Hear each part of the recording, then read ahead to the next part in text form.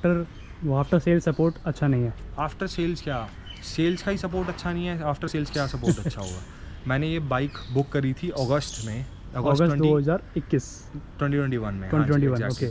2021 में मैंने अगस्त में 20,000 पेमेंट करी थी। सारी जितनी भी ईवीज़ हैं और जितनी भी अच्छी अच्छी बाइक्स हैं वो ज़्यादा से ज़्यादा 5,000 लेती हैं, 6,000 लेती हैं, 2,500 लेती हैं, 3,000 लेती हैं बुकिंग अमाउंट। मैंने इस बाइक में बुकिंग अमाउंट दिया था 20,000। और वो 20,000 मुझे फिर उन्होंने जो मेल था उसमें आया था कि जैन टू फैब में आपकी बाइक आपको डिलीवर हो जाएगी। ओके। तो फैब में ये स्टार्ट हुआ कि आप पेमेंट कर सकते हो।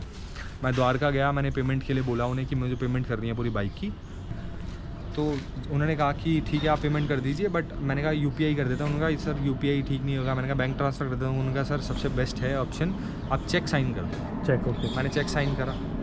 चेक साइन करने के बाद मैं एक हफ़्ते बाद गया। उनको आप कॉल करते रहोगे, उनको कोई कॉल आपका पिक नहीं करेगा। मैंने ये सेम नोएडा के शोरूम में ट्राई करा था, गोल्ड का, सेम प्रॉब्लम वहाँ पे भी है।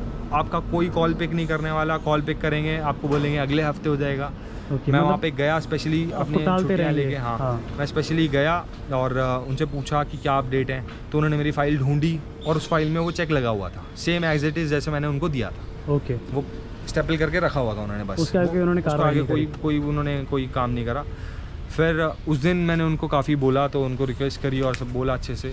तो फिर उन्होंने कहा कि हाँ सर ठीक है हम इसे प्रोसेस में डाल देते हैं। नेक्स्ट वीक मैं फिर गया, वो फिर एज इट इज़ पड़ा हुआ था। नेक्स्ट डे मैं फिर गया, उन्होंने बोला हाँ आपका चले गया, मैं आपको करके दिखाता हूँ। मैंने उनका कि मैं तब तक नहीं जाऊँगा जब तक आप मेरे सामने ये चेक को आगे पास ऑन नहीं करते। फिर उन्होंने मैसेज करे, मुझे मैसेज वगैरह दिखाए। मैंने कहा चलो ठीक है। फिर मैं गया, फिर उससे नेक्स्ट वीक में आया। उससे नेक्स्ट वीक मैंने पता करा, मुझे नहीं कुछ कंफर्मेशन आई कि आपका अगले वीक हो जाएगा, है ना, कि आपकी पेमेंट कट जाएगी तो आप आ जाना। आपकी पेमेंट कटती 2-3 दिन में आपका जो रजिस्ट्रेशन वगैरह है वो हो जाएगा। मैंने ठीक है। तो फिर मैं 1 हफ़्ते बाद गया, 2 हफ़्ते बाद गया जब मैंने चेक दिया था। उसके बाद उन्होंने कहा कि सर आपका तो चेक वापस आ चुका है, आपके साइन मैच नहीं किया। मतलब ये ऐसी कुछ ऑन पौने रीजंस लगा के आपको लेट। अब चलो ठीक है, मान लो कोई बात नहीं, साइन मिस मैच हो गया या कोई भी है ना, जिसका भी जो फॉल्ट था।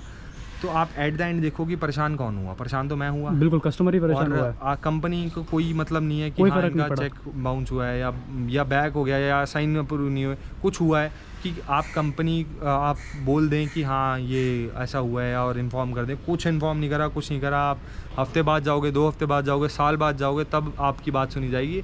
आपको घर बैठे बैठे आपको अगर लगता है कि कस्टमर्स को थोड़ा सपोर्ट देंगे ये लोग, तो ऐसा बिल्कुल नहीं है, भूल जाओ, क्योंकि इन पे बर्डन ही बहुत ज़्यादा है। तो जो कंपनी है रिवोल्ट, तो मैं तो सजेस्ट करूँगा कि अपना थोड़ा जो कस्टमर फीडबैक है उनको अच्छे से लें ताकि वो अच्छे से काम कर पाएँ आगे, और अपना जो एम्प्लॉयज़ हैं उनको थोड़ा बढ़ाएं। तो बहुत ही बुरा मेरा एक्चुअली मेरे हिसाब से कंपनी को आए हुए मार्केट में हो चुके हैं आई थिंक 4 ईयर्स या फिर 3 ईयर्स। 4 ईयर हो गया अराउंड। तो इतने टाइम तक तो इनको अपनी सर्विस का सपोर्ट बढ़ा देना चाहिए, एंड इनफैक्ट जो कस्टमर सपोर्ट है वो भी अच्छा कर देना चाहिए। नहीं, अब तक बहुत ही बुरा है, बहुत ही वाहियात है मेरे सामने। तो और कुछ आप बताना चाहेंगे बिल्कुल बाइक के बारे में, कोई भी डिसएडवांटेज एडवांटेज, लास्ट वीडियो को रैप अप कर दे इधर। ठीक है। फिर मैंने चेक कैंसिल हुआ, फिर उसके बाद मैं उन्हीं के वहीं पे शोरूम में मैंने पेमेंट करी। फिर उन्होंने मुझे बोला पेमेंट के बाद 1 हफ़्ते बाद 2 हफ़्ते बाद आ जाएगा। फिर 2 हफ़्ते 3 हफ़्ते लोग गए। फिर मैं गया, फिर उन्होंने कहा सर बाइक नहीं आई है, नेक्स्ट वीक आ जाएगी, आपका हमने आगे डाल दिया है, हमारे पास इतनी बाइक खड़ी हैं, आप जो बाइक बोलोगे आपको वो बाइक हम अभी से रजिस्टर कर देते हैं। जैसे ही आपका नंबर प्लेट आ जाएगी, RTO का काम हो जाएगा, हम आपको बुला लेंगे। उन्होंने मुझे बोला कि 1 आध हफ़्ता लगेगा, 8 से 10 दिन लग जाएंगे। मैंने उनको बोला ठीक है आप मुझे मेल कर दो कि 8 से 10 दिन लग जाएंगे और तब आपकी बाइक डिलीवर हो जाएगी।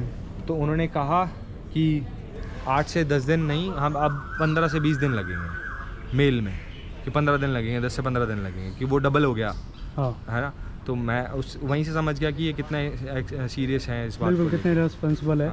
तो फिर उसके बाद मैं नेक्स्ट वीक गया उनके पास, तो सेम चीज़ कि सर बाइक आ चुकी है, आपकी बाइक भी हो चुकी है, आपका पेपर वर्क भी जा चुका है, आपका नंबर प्लेट भी आ चुकी है ना, बट आपका चार्जर नहीं आया। ओके। कि चाइना में लॉकडाउन लगा है, हमारा चार्जर जो है वो चाइना से डायरेक्ट आता है और जो चाइना में अभी लॉकडाउन लगा है तो हमारा चार्जर नहीं आता। बाकी पूरी बाइक ये कहते हैं कि हम इंडिया में असेंबल करते हैं, हाँ बट चार्जर वहाँ से आता है। मैंने पढ़ा था जो आपका चार्जिंग वाला था उसमें मेड इन चाइना लिखा हुआ था। तो एक्चुअली ये बहुत बड़ी प्रॉब्लम थी, सॉरी, तो ये बहुत बड़ी प्रॉब्लम थी। फिर मैंने उनको बोला कि मैं आपको सू कर दूंगा, आप बहुत टाइम से मुझे परेशान कर रहे हैं, बिल्कुल आप मुझे अभी मेल करिए कि ऐसे ऐसे प्रॉब्लम है और मैं नहीं भेज पा रहा हूँ। मेरा पूरा अमाउंट मैंने पे कर दिया, मुझे 1 महीने से ऊपर हो गया है टाइम और मैंने एडवांस दे रखा है अगस्त का, तो आप मुझे मेल कर दो कि हम सही टाइम पे डिलीवर नहीं कर पाए बाइक और आज भी नहीं कर पाएंगे क्योंकि हमारे पास चार्जर नहीं। हाँ तो उन्होंने कहा कि नहीं सर हम करते हैं, कुछ करते हैं। तो उन्होंने मुझे पुराना चार्जर इशू दिया कि जब हमारे पास नया चार्जर आ जाएगा हम तब दे देंगे, उसको रिप्लेस कर देंगे उससे। फिर जो अमाउंट था 140, 138, 139 कुछ अराउंड था पूरा एग्जैक्ट, तो उसमें एक हेलमेट भी इंक्लूडेड था। तो वो जो हेलमेट था वो मैंने बेसिक वाला हेलमेट लिया था क्योंकि इनका जो हेलमेट है, जो अच्छा वाला एडवांस वाला हेलमेट है वो बहुत ही बेकार है और बहुत ही कॉस्टली है। क्वालिटी के अराउंड देखा जाए बहुत ही भारी है, वो बहुत ही भारी है कि अगर उसको उतार के रखते हैं तो ऐसा लगता है कि बहुत बड़ा बोझ उतर गया वो सर से। तो बहुत ही बेकार हेलमेट है, उस हेलमेट के लिए बिल्कुल मत जाना। जो बेसिक हेलमेट है वो काफ़ी हद तक ठीक है, वो हाफ फेस हेलमेट है। हाफ फेस हेलमेट है, हाँ, वो काफ़ी हद तक ठीक भी है और वो ज़्यादा चार्जेस भी नहीं है, अराउंड 700 चार्जेस है ना। और ये आपको कहेंगे कि आपको लेना ही पड़ेगा हेलमेट, नहीं तो आप कोई बिल दिखा दो। नहीं ऐसा कोई मैंडेटरी तो नहीं होगा मेरे हिसाब से, आप उसको बिल में कटवा सकते हो। हाँ बट और जो नेक्स्ट इसकी बहुत बड़ी कमी है वो है इसका ये पूरा जो सिस्टम है, लॉकिंग सिस्टम। जैसे कि मैं अगर यहाँ पे की लगा के इसको घुमाऊंगा तो आप देखोगे कि ये पूरा जो सिस्टम है ये पूरा हिलेगा। जैसे आप अगर मैं ये की को घुमाता हूँ तो ये हिल रहा है पूरा, हाँ बिल्कुल है ना। तो मुझे क्या करना पड़ेगा, इसे थोड़ा प्रेस करके रखना पड़ेगा, उसके बाद इसे खोलना पड़ेगा और फिर ये खुलेगा। ओके, तो ये जो मैकेनिज़्म है, ये पूरे लॉक का मैकेनिज़्म है, ये बहुत ही बेकार है। ये पता नहीं कौन से ज़माने का लॉक मैकेनिज़्म इन्होंने बहुत ज़्यादा कॉस्ट कटिंग करी है। हाँ ये बहुत ही बेकार है। और आप अगर इसमें इसको देखेंगे तो जो इनकी स्टार्टिंग की ईवीज़ थी तो उसमें ये कटआउट था ताकि आप यहाँ से एक वायर डाल सकें और वो चार्जिंग के लिए दे सकें। तो वो फेल हो गया था क्योंकि काफ़ी प्रॉब्लम्स आने लगी थी कस्टमर्स को, तो उन्होंने वो बंद कर दिया। बट स्टिल ये कटआउट बंद नहीं हुआ। Okay okay okay. अब इसमें जो नेक्स्ट प्रॉब्लम है वो है यहाँ पे ये जो स्विच है।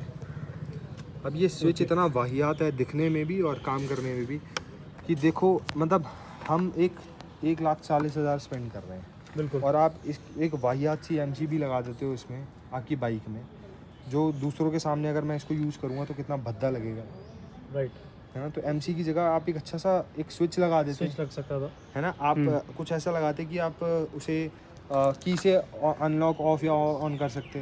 तो ये MC भी लगाने का मुझे बिल्कुल भी तुक समझ नहीं आया। ऊपर से ये जो ये जो पूरा रुकने का भी नहीं है, यहाँ पे एक स्टॉपर लग सकता था इधर कि अगर मुझे अकेले बैटरी निकालनी हो हाँ तो ये कितना मुश्किल होगा कि ये रुकने को नहीं है, ठीक है। अगर मैं इसे रोक के क्या करता हूँ कि अगर मैं हैंडल से इसे लॉक कर देता हूँ, ओके ओके, ऐसे ठीक है, हाँ ऐसे अगर मैंने हैंडल से लॉक कर लेते हो, अगर मैंने खुद जुगाड़ कर लिया तो क्या होगा कि आप देखो ध्यान से कि यहाँ पे मेरा ये स्क्रैचेस बहुत बुरे आ गए हैं। बिल्कुल बिल्कुल, और बाइक की लुक भी ख़राब कर रहा है जस्ट बिकॉज की कंपनी ने लॉक नहीं दिया इधर। लॉक नहीं दिया। तो ये क्या सिस्टम है कि क्या क्यों है ये कि अगर मैं अकेले अगर बैटरी निकालना चाहूँ तो मैं कैसे बैटरी निकालूँ? सही बात कि है, मुझे 2 बंदे लगेंगे बैटरी निकालने में। और अगर मैं इसे मान लो किसी तरह होल्ड कर भी लेता हूँ तो उसके बाद मैं ये पूरा क्लैंप हटा के मुझे यहाँ पे चाबी लगानी पड़ेगी जिसके लिए बहुत कम जगह है। और अगर मैं इसी चाबी में अगर अपने कोई 2-3 चाबियाँ डाल देता हूँ हाँ। तो वो यहाँ पर अगर मैं चाबी लगाता हूँ तो उसको घुमाने की जगह नहीं बचेगी मेरे पास। बिल्कुल, ये पूरा ये लग जाएगा, ठीक है। अब नॉर्मली क्या होता है कि मैंने यहाँ से लॉक खोला, इसको बाहर निकाला, यहाँ रखा। अब बैटरी को निकालने के लिए मैं क्या करूँगा, अपनी की यहाँ रख दूँगा। सेफ़ है, सेफ है। मैंने खोला, बैटरी निकाली, रखी, उसको यहाँ रखा अच्छे से और बंद कर दिया और मेरी कीज़ रह गई अंदर।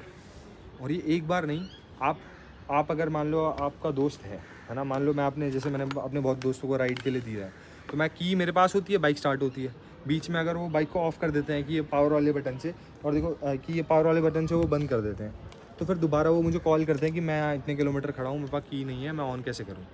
तो आप कोई ना कोई प्रोविज़न तो बना सकते हो ना कि ताकि ये की बीच में लगी रहे, हाँ। और जब यूज़ करें तो उसके बाद निकाल लें। ऑल्दो इसका यूज़ बिल्कुल ना हो, आप एक लॉक सिस्टम बना दी कि बस वो की फंसी रहे, जैसे कि हम ट्रेडिशनल बाइक्स में यूज़ करते हैं कि की लगाई, ऑन करा और जब ऑफ करा तो की निकाल ली, की निकाली, राइट। तो ये दिमाग में रहता है। तो अब ये क्या फ़ायदा है इसका अगर हम बीच में ही भूल जाएंगे, है ना। और ये बहुत आसानी से हो सकता है, जैसे मैंने आपको बताया।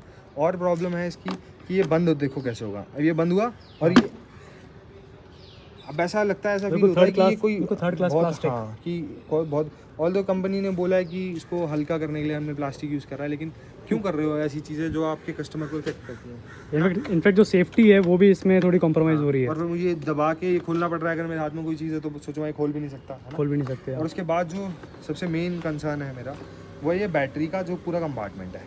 अभी बैटरी का पूरा कंपार्टमेंट प्लास्टिक का बना हुआ है, बिल्कुल प्लास्टिक है सारा। अभी देखो अच्छी प्लास्टिक नहीं है। हाँ, अब ये बैटरी जब मैं ऑफ रोड वगैरह करता हूँ तो ये बैटरी ऊपर तो नहीं आ सकती, बट ये बैटरी साइडवेज तो जाती है और ये टक टक टक टक की आवाज़ करती है, जो बहुत ही बुरा लगता है। तो बिना उसमें इंटरनल बाइक को नुकसान भी होता है। हाँ, जब बिना मैं साउंड के चलता हूँ तो वो ठक ठक की आवाज़ भी आती है काफ़ी बार ना, ये बात। हाँ, वैसे ईवी है तो बिना साउंड की, बट अंदर से इंटरनली साउंड आती है बैटरी की, तो वो बिल्कुल अच्छी बात नहीं है। दूसरा इसका राइडिंग पोस्चर, इतना घटिया राइडिंग पोस्चर मैंने कभी किसी और बाइक में नहीं देखा। इसके जो फुटरेस्ट हैं राइडर के लिए, वो ये उस वाले साइड का है, मतलब ये राइट वाली साइड का नहीं है, ये लेफ्ट वाली साइड का है। तो मतलब ये जो साइड है ये पीछे की तरफ आता था, यहाँ पर कुछ यहाँ पर। ओके। तो मुझे पैर यहाँ पे रखना पड़ता था, हाथ यहाँ इतनी दूर रखने पड़ते थे और बैठना इस बेकार सी सीट पर पड़ता था।